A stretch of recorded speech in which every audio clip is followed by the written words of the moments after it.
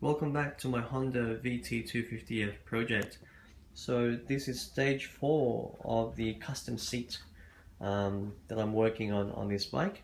So as you can see there in front of us, we've got the top layer cushion that I will use for this seat.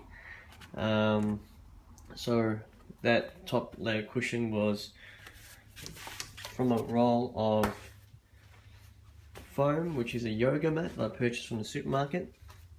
So how I cut that out, all I did was basically lay that cushion down on top of it, and using a permanent marker I just outlined the bottom edge where I will be cutting out the shape. So as you can see, that's the final shape. There's a few permanent marker markings there, just when I was using the outline, or when I was making the outline.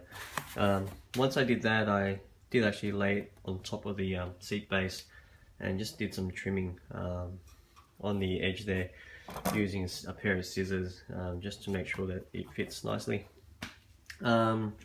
So now the next part of this stage would be to glue that top layer foam to the base. And what I've actually been using is just this your typical sort of stationary spray glue, which actually works quite well.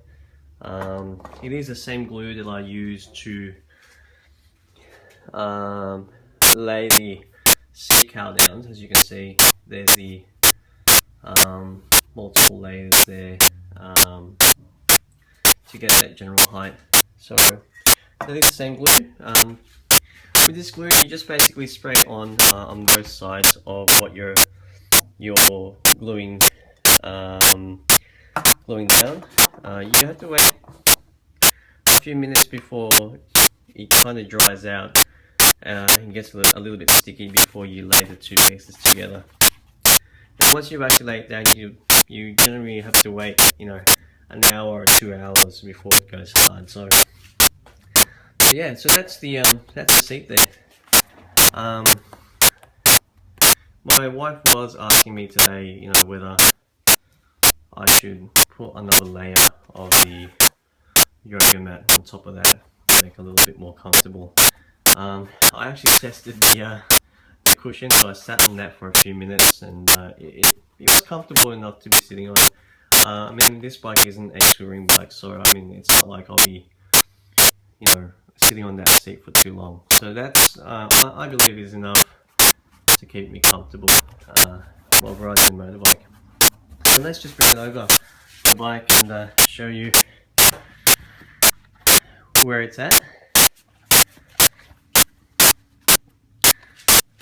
There we are. So it's time to take shape. So just with the final touches of the foam, I will, sand it down a little bit more to get, a little bit more of a detailed sort of finish on that. Only because once I lay the vinyl down, I don't want any, any bumps or dips in the shape. Not that you'll see it, but just in case that once the layer of vinyl is on top, you don't get any sort of, obstructing bumps on that foam. So that's it. Okay, I thought maybe I'll do a short video after the last clip about the other parts of the seat that I need to start working on, which is basically your brake light and indicator components.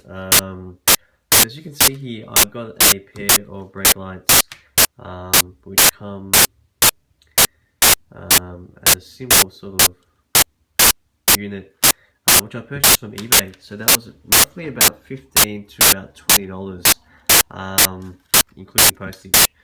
So basically the brake comes into two parts. It's got your main brake light, then your number plate bracket.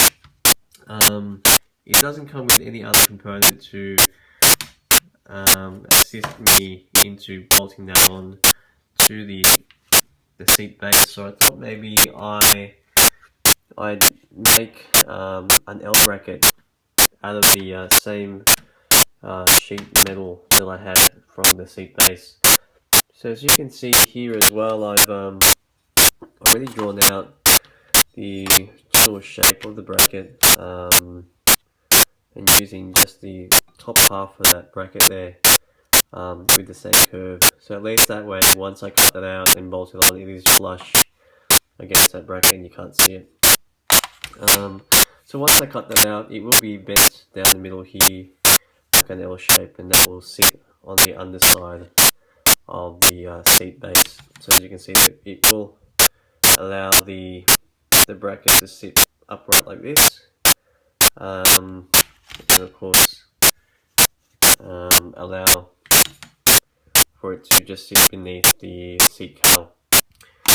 So I'll cut that out, but this time, I mean, going back onto the seat base build, I was using a pair of metal cutting shears or metal cutting scissors to cut the shape out, and I found it quite difficult.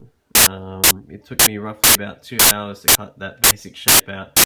But funny enough, when I was away on holidays with my wife, we were up watching TV one night, and we were watching, you know, that infomercial or shopping network TV, and I came across this item.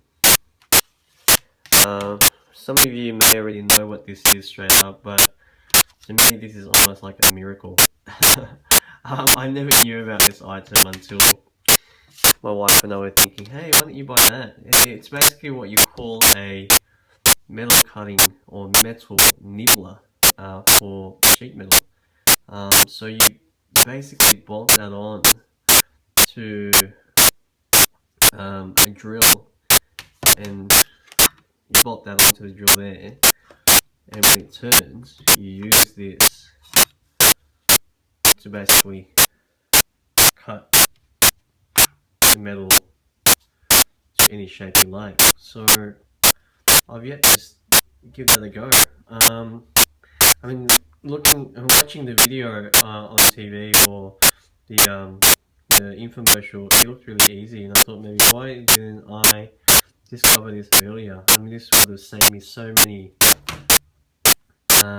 man hours trying to cut metal sheet out into different forms and shapes.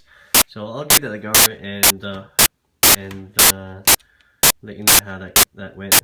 So yeah, stay tuned. Thank you.